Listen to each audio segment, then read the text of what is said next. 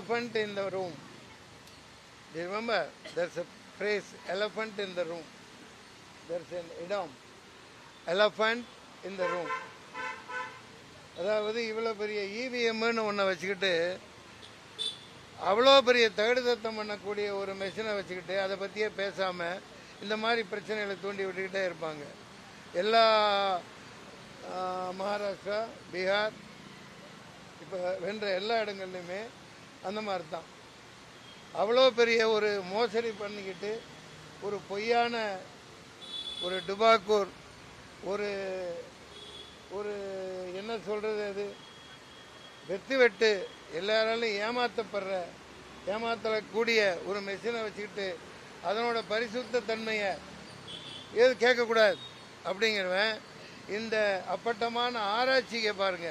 நீ இதுக்கு அதை கொடு, நீ இதுக்கு இதை கொடு, நீட்டப்ப என்ன சொல்கிறான், எல்லாம் ஓட்டு எழுத போகிறவங்கள மூக்குத்தியை பிடுங்கிட்டு பொட்டை எடுத்துட்டு வளையலை கழட்டிட்டு ராட்சசி கோலமாக மங்களகரமாக எக்ஸாம் எழுத போகிற குழந்தைகளை ஏன்னா விட்டு கொண்டு போயிடுவாங்கன்னு சந்தேகிக்கிற இந்த அரசு நீட்டில் என்ன பண்ணுது?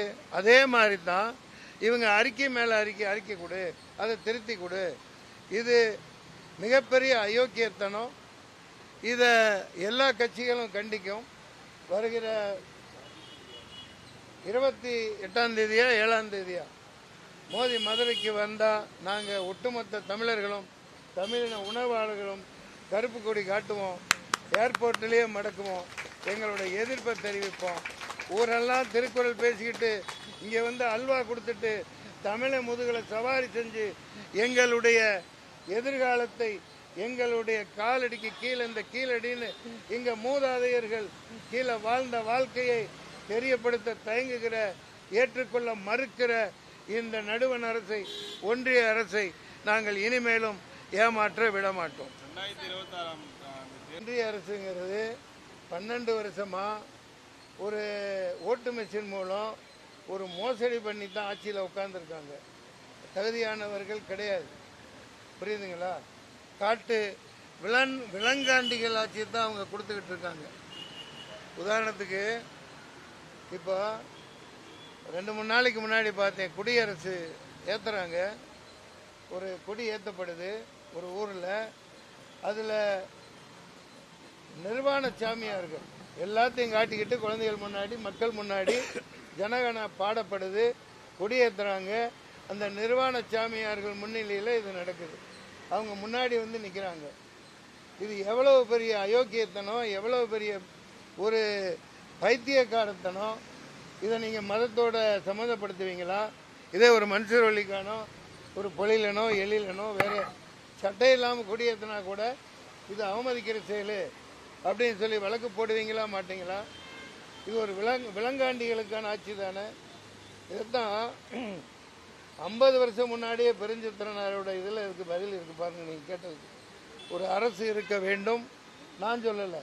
இந்த பெருஞ்சித்திரனார் அப்போவே அவரோட இதில் தென்மொழியில் சொல்லியிருக்காரு. நீங்கள் கேட்ட கேள்விக்கு அது ஒன்று அல்லது பல மக்கள் பகர்வாளர்களால் ஆளப்பட வேண்டும்.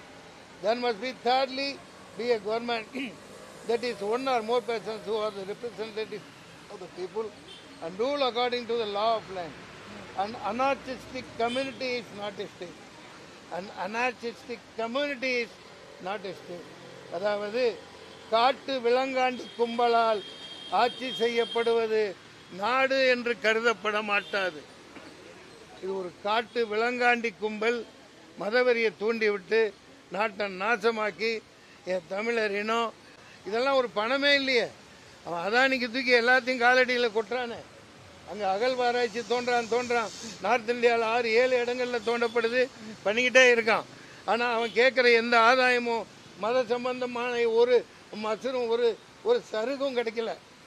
இங்கே கிடைக்கிதே, அதை மதிக்க மாட்டேங்கிறாங்க. இனிமேலும் பொறுக்க முடியாது. கீழடி ஆய்வை தொடர்ந்து இதில் 0.3% தான். நாங்கள் தெரிந்த அளவு 0.34 விழுக்காடு தான் இப்போ வெளிவந்திருக்கு. இன்னும் ஆய்வு செய்யணும்.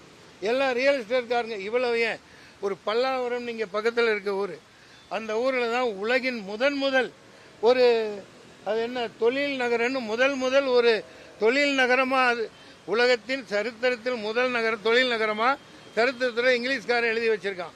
இப்போ எல்லாம் அந்த ரியல் எஸ்டேட்காரங்க இந்த ஆர்மி இதெல்லாம் ஆக்குபை பண்ணிக்கிட்டு இருக்கு.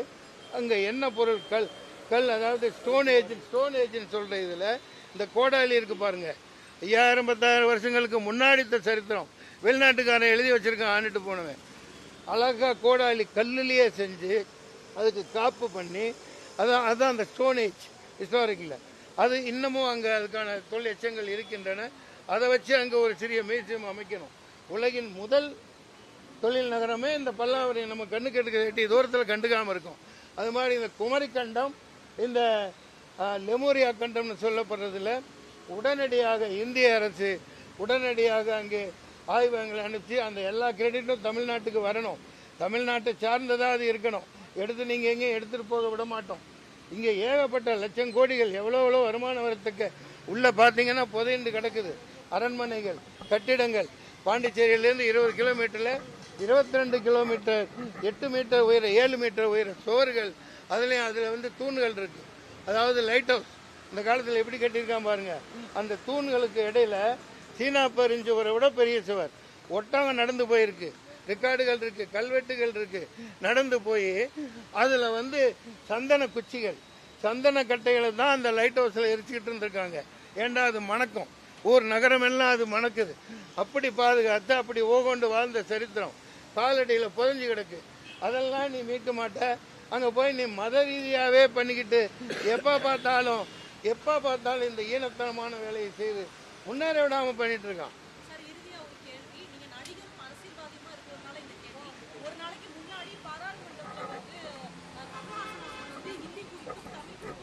நீங்கள் பேசுறது ரெக்கார்டாக தான் மைக் இருக்கா? கேளுங்க. கமலஹாசன்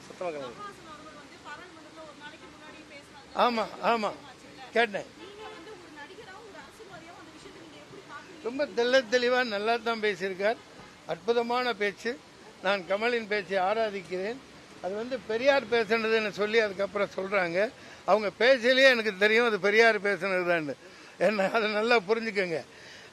அதே பெரியார் 1938 குடியரசு இதழ் அவர் நடத்துகிற தாளிகையில் தனித்தமிழ்நாடு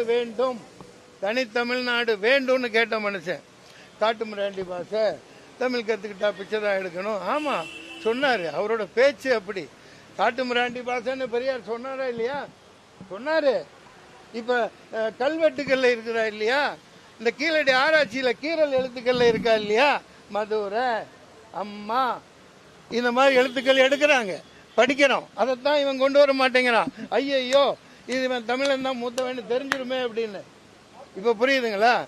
அதனால அவர் பெரியார் அந்தந்த அரசியல் சூழ்நிலையில் பலர் பேசுவாங்க. இப்போ நம்ம குழந்தைகளை பார்த்து நம்ம வீட்டில் திட்டுவோம், சனியனை, தரித்திரம் முடிச்சவனே, இதோ இவர் மன்சூர் அலிகான் இந்த தேதியில் தன் மகனை சனியன் என்று சொல்லி இருக்கிறார். அந்த மாதிரி இருக்குது நீங்க கேட்கறது. அவர் அப்படித்தான் பேசுவார். அதுக்கு என்ன பண்றது? அதுக்காக தமிழின் தோன்மையை எல்லாம் தெரிஞ்சதானே அவர் தனித்தமிழ்நாடு வேணும்னு சொன்னாரு. அந்த மாதிரி நிறைய விஷயங்கள். Kamal speech is marvellous.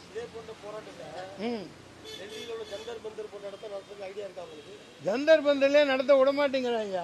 இங்க காசு யாரு தருவா? இங்க இருந்து 1000 பேர் கூட்டு போனோம். பிளைட் அவனுக்கு என்ன தனியா சார்ட்டர்ட் பிளைட் வச்சிருக்காங்க. இங்க வந்து நடத்துறதுக்கே எக்மோர்ல இருந்து ஒரு வியாபாரத்தை விட்டுட்டு வர்றாரு. இவர் ஐயா எழுத்து பணியை விட்டுட்டு வர்றாரு. இந்த வயசுல எனக்கு தெரிஞ்சு 49 வருஷமா எனக்கு தெரிஞ்சு ராவணன் அப்ப தூய தமிழ்ல பேர் வைக்கணும்னு பெருஞ்சித்திரனார் ஐயா கூட போராடினேன். அப்பவும் ஐயா வந்திருந்தாங்க. அது ஜந்தர் மந்தர்ல போராடினதுனால ஏதாவது பண்ண போறானா? ஒரு ஜந்தர் மந்தரும் நடக்காது. பந்தர் வேலை தான் நடக்கும். बंदर का ये गवर्नमेंट है, बंदर का गवर्नमेंट है, ये बंदर ही खाएगा ना किसी को खाने देगा. இல்லாட்டி ஓட்டு போட்டு தேர்ந்தெடுக்காத ஒரு எலெக்ஷன்ல நின்று ஜெயிக்க திராணி இல்லாத ஒருத்தர் ஃபைனான்ஸ் மினிஸ்டர். அந்த அம்மா போய் ஏழைகளுக்கு ஒன்றும் இல்லை. அது ஏப்பா திருட்டு மூலம் ஓட்டில் ஆட்சிக்கு வந்தவங்க அவங்க அப்படிதான் பண்ணுவாங்க. நன்றி. இது பொது வெளியில் மிகப்பெரிய ஒரு சர்ச்சையாக இருந்துகிட்டு இருக்கு. இந்த தேர்தலை அவங்க இதை வெளியிடாமல் நாங்கள் சந்திக்க விட மாட்டோம். இதுதான் எங்கள் முடிவு. தேர்தலுக்கு ஓட்டு கேட்க வர்றதையே விட மாட்டோம்.